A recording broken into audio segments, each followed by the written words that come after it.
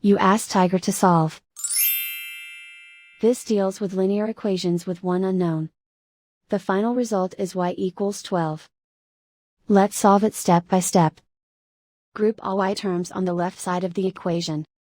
Subtract y from both sides. Group like terms. Simplify the arithmetic. Group like terms. Simplify the arithmetic. Group all constants on the right side of the equation. Add 1 to both sides. Simplify the arithmetic.